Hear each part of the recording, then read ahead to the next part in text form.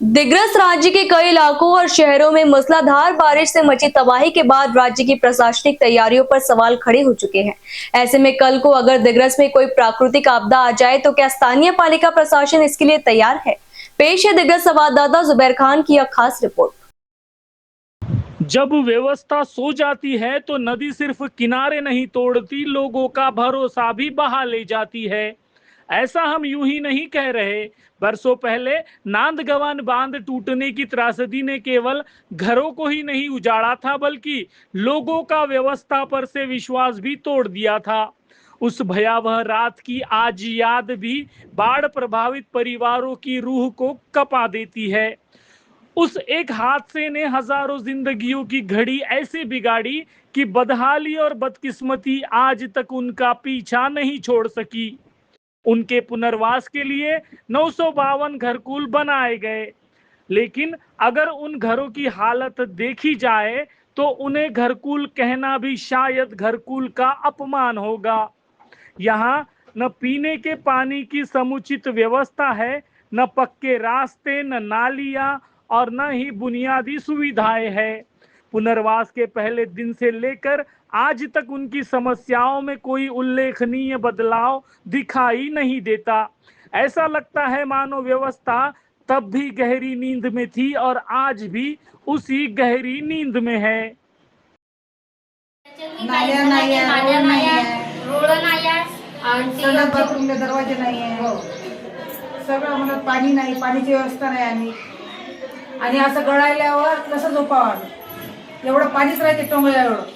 एखादे जर आमच्या पुरावर हे जर पडलं तर आम्ही कोणाला जबाबदारी दिली? आम्ही तर येऊन बसलो, आम्हाला वाटलं की तिथे पुरातून निघून जातो, हे तर त्याच्यापेक्षा भी धक्कादायक है। इधर महाराष्ट्र में लगातार हो रही मूसलाधार बारिश ने कई शहरों और गांवों को संकट में डाल दिया है।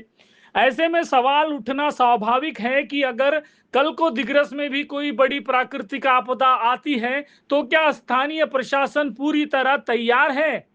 हाल ही में दिग्रस के पुराने आर्नी नाका पुल पर कांग्रेस कार्यकर्ता और पदाधिकारियों ने विरोध प्रदर्शन करते हुए पुल पर बेशर्म के पौधे लगाए।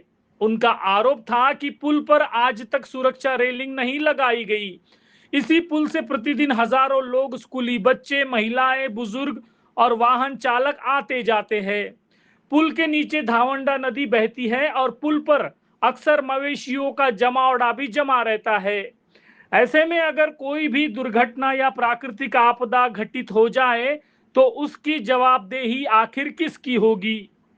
असल में सवाल केवल पुल का नहीं है, सवाल उस सोच का है जिसमें आम आदमी की समस्या नहीं मानी जाती जब तक वह किसी बड़े हादसे में ना बदल जाए। हा जे पूल आहे अत्यंत धोकादायक झालेला आहे। याच्यावर मोकाटणाचा संचार सतत राहते। याच्यावरून दररोज हजारो विद्यार्थी येणं जाणं करतात, नागरिक येणं जाणं करतात। पावसाळ्याचा दिवस सुरू आहे, एखादी दुर्घटना जर घडली तर याचा जबाबदार कोण असणार? आम्ही प्रशासनाला हे प्रश्न विचारत आहोत। आमची रास्त मागणी आहे येत्या 3-4 दिवसामध्ये या पुलाला कटळे लागले पाहिजे, अन्यथा आम्ही पुढच्या टोकाचा पाऊल एखाद्या तीव्र आंदोलनामध्ये स्वरूपात करणार आहोत। आम्ही अशी सूचना देत आहोत प्रशासनाला। धन्यवाद। कभी कभी लगता है कि इस दुनिया में अमीरी और गरीबी ये दोनों ही फर्क मौजूद है।